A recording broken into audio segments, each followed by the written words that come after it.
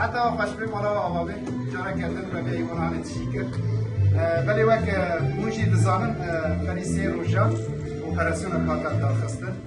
نسکی دست کس جی پیشه جودان جسازی جودان جسازی چند و هنری هاتن بنچاب کرن شما شش کس امشی دنوانده بون کماشانه باجری آمده ولی امیرو براستی جی گلک خمگینن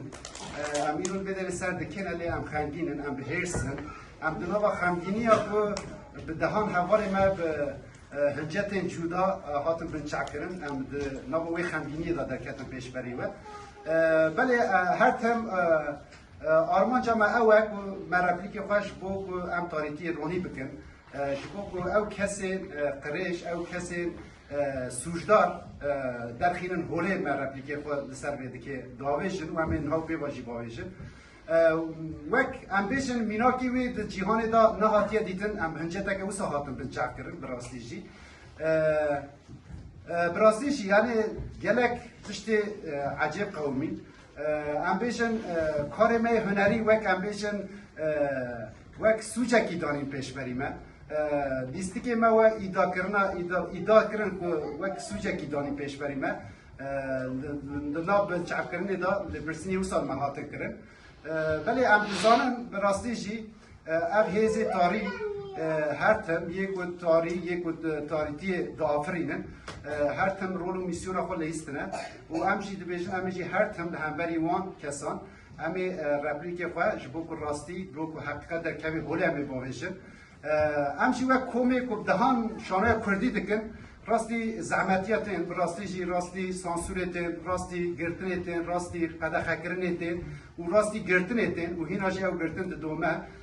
لی وقت مسری داشتی گفت او حقیقت راستیه امی هر تن بشوپینن و سر بده کیبن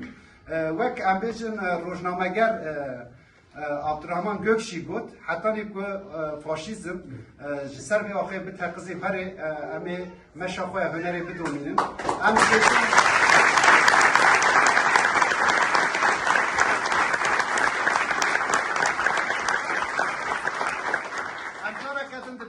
بجی چاپ و هنر آزاد، بجی چاپمنی آزاد، بجی سیاست آزاد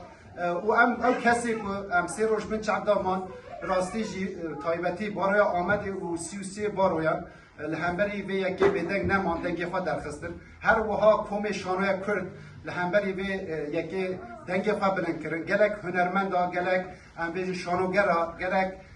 کسی که محالیفن لهمبری به یکی دنگی خود بلند کرن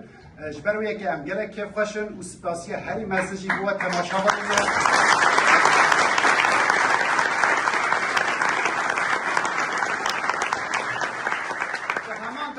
هونگل منم مالا و آوا 1000 جاری مالا و آوا بمینون خوشی داشته و خوش